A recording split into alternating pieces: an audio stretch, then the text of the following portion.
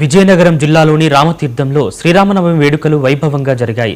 ఉత్తర అయోధ్యగా పేరుగాంచిన ఈ క్షేత్రంలో స్వామివారి కళ్యాణోత్సవాన్ని వీక్షించేందుకు భక్తులు భారీ సంఖ్యలో తరలివచ్చారు. ప్రభుత్వం తరపున మంత్రి కొండపల్లి శ్రీనివాస్ హాజరై స్వామివారికి పట్టువస్త్రాలు సమర్పించి ప్రత్యేక పూజలు నిర్వహించారు. వేద పండితుల మంత్రోచ్చరణలతో అభిషేకాలు, అర్చనలు శాస్త్రోక్తంగా జరిగాయి.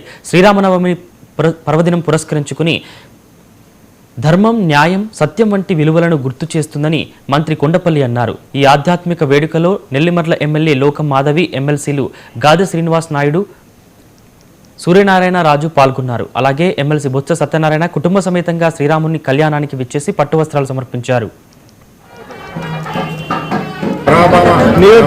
సంవత్సరంలో శ్రీరామనవమి పండుగ సందర్భంగా తెలుగు ప్రజానికానందరికీ కూడా నా హృదయపూర్వక శుభాకాంక్షలు తెలియజేస్తున్నాను.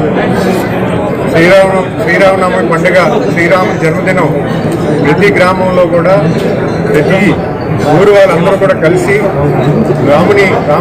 సీతారామ కళ్యాణంతో చేస్తూ అందరూ కూడా ఊరంతా కలిసి పండుగ చేస్తున్నటువంటి వైన మనందరికీ తెలిసిందే.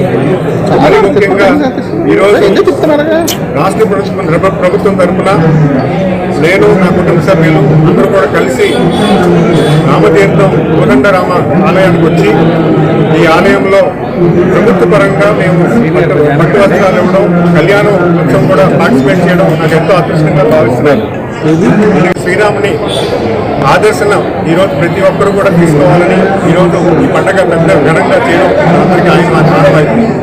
అలాగే ఏ రకంగా అయితే శ్రీరాముని సుపరిపాలన కోసం ధర్మాన్ని పరిరక్షిస్తూ పరిపాలన చేశారో, అలాగే ఈ కూటమి ప్రభుత్వం కూడా అంతే సుపరిపాలన కోసం అంతే ధర్మాన్ని కాపాడుతూ పరిపాలిస్తున్న విషయాన్ని మీ అందరికీ కూడా తెలియజేసుకుంటూ ప్రతి ఒక్క కుటుంబానికి, ప్రతి ఒక్క తెలుగువారి ఎక్కడ దేశ విదేశాలు ఉన్న అందరికీ కూడా శ్రీరామనవమి శుభాకాంక్షలు తెలియజేసుకుంటూ నమస్కారం. శ్రీరామనవమి